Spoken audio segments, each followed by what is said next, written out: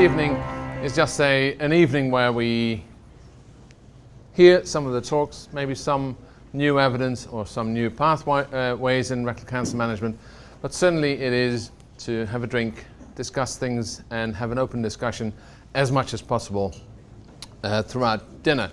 The way we're organising this, we have two opening talks, then we'll concentrate on dinner and some drinks, and then we'll have two finalising talks, and then at the end we're going to have some question and answers led and chaired by Kashani. So I'm going to the first talk, then Shao is going to talk on imaging. Third talk is Andrew. He didn't know that he was talking, but he is talking, Andrew. And the last talk, because he's a bit later, is by Stephen Clark on, of course, adjuvant chemotherapy. I'd like to thank the sponsors. Ken, thank you very much for organising this and hosting this. And Jürgen from AstraZeneca, co-sponsoring the meeting. Thanks very much. Now, Sydney Vital, and we need to talk a bit about Sydney Vital, and what better way to do that than through the video that we have made. So Sydney Vital is, of course, a translational cancer research organisation funded by Cancer Institute New South Wales. And we're here to do research. Hi, I'm Sharon. I live in the north of Sydney. I was diagnosed with cancer 2 years ago. It's been vital to have all that wonderful treatment and the team behind me coordinating what the treatment should be, and that my health has just returned to normal and I'm able to do all the things, tennis and driving and things without any pain. It's been wonderful. It's vital we all work as one. My name is Karen McIntosh. I'm a mother of 4 sons and a wonderful family and lots of friends. I have had a lot of support during this. I've had cancer now for about 9 years, and I've had a lot of support during this period of time from many people. And I've been able to continue to live life as normally as I possibly can. And I am really grateful to the team that is doing all this research, because without you, this wouldn't be happening. It is vital that we all work as one. I am Alexander Engel, Director of Sydney Vital. Sydney Vital was established by a major grant received from Cancer Institute New South Wales. It is a network organisation that fosters the development of translational cancer research. I am convinced that by working together at Sydney Vital, we will continue to improve the outcomes of our cancer patients. It's vital we all work as one. I'm Stephen Clark. I'm a medical oncologist and Director of Cancer Services in Northern Sydney Local Health District. I'm also a member of Sydney Vital. My areas of research interest are in producing and using new treatments for patients with cancer, but also in looking for predictors of outcome in patients with colorectal cancer, lung and malignant mesothelioma. It's vital we all work as one. I'm Fran Boyle and I'm the Director of the Patricia Ritchie Centre for Cancer Care and Research at the Mater Hospital. My work as a medical oncologist and our partnerships with patients plays a vital role in our research. So what we're looking at with Sydney Vital is a collaboration to try and maximise the capability of each site, to share that knowledge and to look for new networks that can help us to expand our research profile. It's vital we all work as one. My name is Dale Bailey. I'm a physicist and I'm part of the Sydney Vital team. My role in the Sydney Vital team is to work on developing new approaches and personalised medicine to give the patients the best possible outcomes for individualised treatment of cancer. We develop algorithms, we look at large data sets and use information technology to extract the maximum information that we can from all the data that we have from the clinicians and our other collaborators. We are all working together. It's vital we all work as one. My name's Anthony Gill. I'm an anatomical, or sometimes called surgical pathologist at Sydney Vital. Our main goal is to choose the right patient to be given the right drug at the right time. And that involves a lot of behind the scenes work testing the cancers for all sorts of different things. It's vital we all work as one. My name's Deborah Marsh and I'm a scientist who works at the Colling Institute of Medical Research that's part of Sydney Vital. So as a basic scientist I collaborate with oncologists, pathologists and surgeons. So we're making the basic discoveries in the laboratory that can then be translated to really make a difference for patient care. It's vital we collaborate. It's vital we all work as one. I'm Rob Baxter and I head the preclinical flagship program at Sydney Vital. The preclinical research we do at Sydney Vital has two main goals. Firstly, to discover new treatments that can be tested in the laboratory before they're ready to evaluate in clinical trials. And second, to discover new biomarkers that will help us to predict which patient groups are likely to respond to the treatments. It's vital we communicate. It's vital we all work as one. Hi, my name's Mark Malloy. My laboratory conducts proteomic research finding cancer biomarkers. We work with clinicians to use this information for better patient outcomes. It's vital we all work as one. As a Translational Cancer Research Center Manager, I play a vital role in coordinating effective communication and knowledge exchange across the Sydney Vital network. It's vital we communicate. It's vital we all work as one.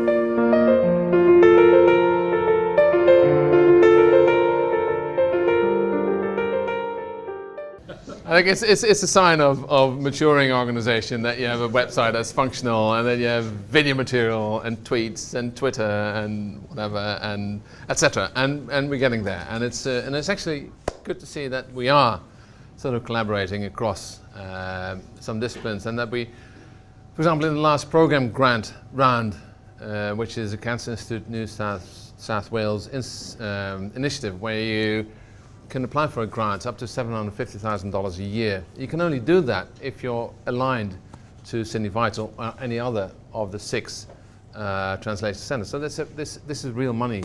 Sydney Vital is real money, but the money you can access through membership of Sydney Vital is actually phenomenal. And Sydney Vital has been collaborating with 6 programme grants that went in for hopefully approval. Anyway, new paradigms in rectal cancer treatment. As I said, I think rectal cancer management was a surgical thing up until maybe 20 years ago, and it sort of changed when Bob Heald published his work on total mesorectal excision. I think this is a new dawn in rectal cancer management. The concept being that you would have a specified anatomical plane where you would work along to get the best chance of giving someone an R0, which is radical resection. And this, although some would claim, I've been doing that all my life, so there's nothing new under the sun, be that as it may, but the concept of total mesorectal excision has brought the local recurrence rate, which is the fear of all surgeons and all patients, maybe in reversed order, probably back from 20 to 25% to anywhere around 10, 12, maybe 13% in those hands, and maybe even somewhat lower in specialized hands. And I would even go as far as to say that in specialized hands, it probably would be anywhere between 5 and 10% without adjuvant treatment. And now we're talking about adjuvant, because that's the next step. Certainly in Sweden, but certainly also in Holland, the adjuvant or neoadjuvant treatment on the basis of radiotherapy, short course for the most part, was added to surgical, to the TME principle. And that showed another, not paradigm shift, but certainly a shift in how that local recurrence rate could be brought down. Because in the Netherlands, it showed a local recurrence rate of 8% going down to 3 to 4% after neoadjuvant radiotherapy. And the Swedish trial is actually one of the only trials that has shown that local recurrence rate coming down and showing a survival benefit. So this is sort of showing that we, by improving the technique and improving our neoadjuvant treatment, we can bring down local recurrence rates. But then what do we do about how this enormous operation could be done maybe in a more elegant way, in a more sophisticated way that would improve patient outcomes in terms of quality of life and how they sail through the operation. So Professor Ramsey, who is now the chair of the Department of Colorectal Surgery, the Digestive Diseases Institute, I think, said, well, the future is to push the envelope, smaller incisions, fewer ports, and different extraction sites. And I think that is what surgeons have been doing, and the future is, of course, here, because the minimal invasive approach, certainly at the Royal North Shore campus, has been, I think, favoured in most of the cancer resections. Involves putting the patient in very awkward positions, involves putting a lot of ports inside or into the abdomen, and then doing your resection with instruments. This is the up-down, meaning this is to replace what we used to do was open resection with a very large incision, causing more distress to the patients than with laparoscopic surgery. Then the technical evolution hasn't stopped by any means, because to do that with like 5 or 6 ports, you can also do it using this device, which is called single incision laparoscopic surgery, which is a SILS port, goes in the umbilicus, and then you have 3 or 4 entries to do your resection. This is new-ish, although it has been around for quite some time. The newest thing, I think, in rectal cancer is probably the down-up. The down-up approach, where the TEMS procedure, the transvaginal endoscopic microsurgery, has been around for 20-25 years, but certainly in recent years has picked up its game in treating superficial large polyps, but up to T1 rectal cancer, sometimes T2 rectal cancer in patients who cannot sustain larger surgeries. The TIM procedure was then, I think, in combination with laparoscopic work, minimal invasive work, then sort of maybe not evolved, but sort of was amplified by the TAMIS, which is transanal minimal invasive surgery, in combination with NOTES, which is natural orifice endoscopic surgery. And the principle being that you can do your dissection either from up down, but you can also do it from from down up. And actually in recent couple of years, probably 2 or 3 years, some actually quite impressive results have been shown by this approach. I'm not sure where it's going to lead, but it's just showing that there's a lot of technical evolution in the surgical management of rectal cancer. And whether or not we're going to do this robotically, Stephen, maybe you could answer that question. Anyway, or Gary, the robotics is that you can do either that laparoscopic procedure or the SILS procedure or even the TEM or the TAMIS procedure in a robotic way, where you do not manage the instruments directly, but you handle them by way of a control mechanism where you've got very sort of elaborate fine control over your instruments. And certainly in rectal cancer, I think Stephen would probably say that this is the way forward. Oh man, absolutely, you'd go. I think it's a technique in evolution, safe to say. There's probably a lot of new developments on the horizon. The problem, of course, with all these techniques is that in the hands of a few, they produce brilliant results.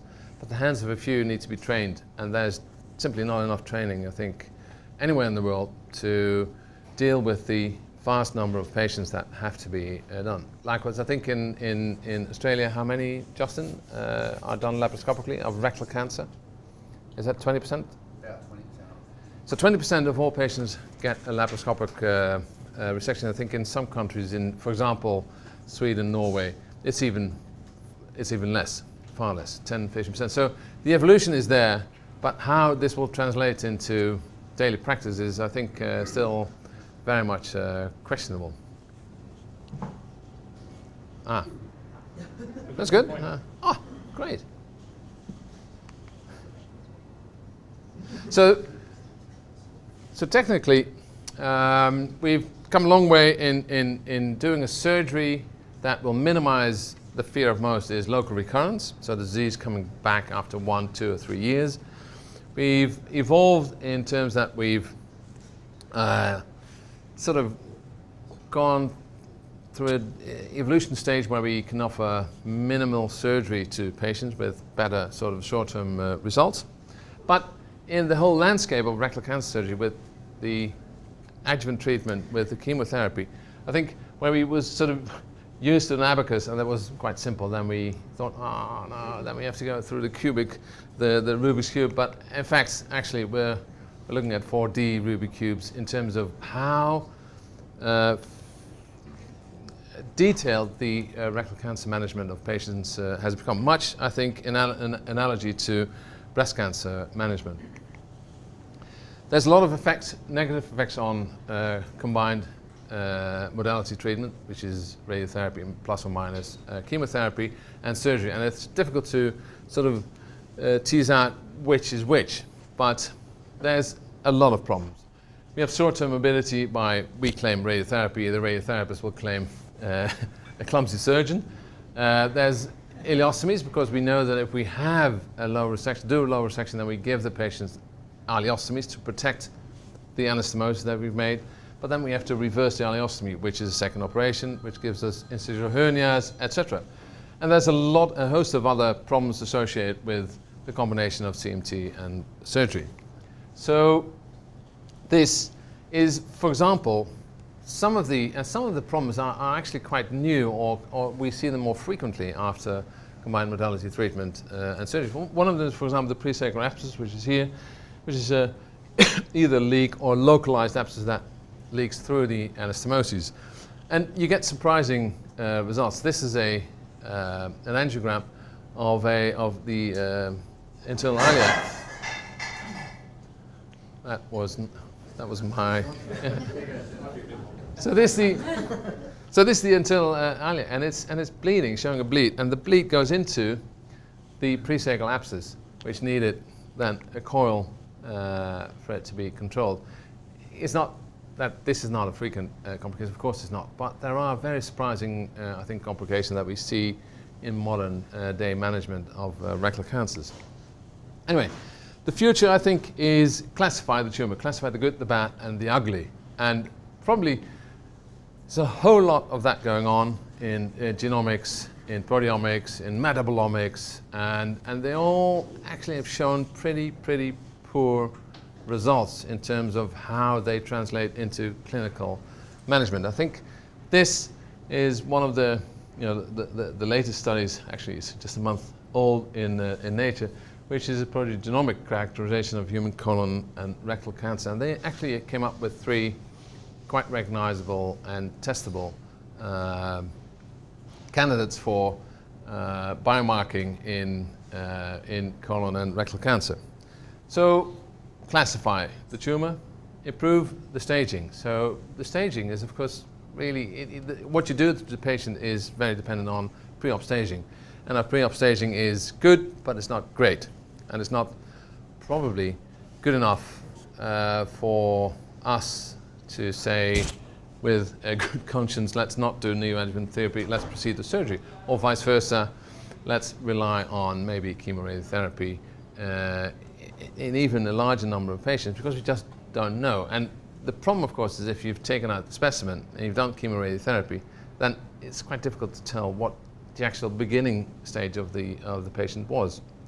So improve the PTN staging. And then I think one of the topics I think, although certainly limited numbers of patients as of yet, but is to identify complete clinical responses before you do the surgery.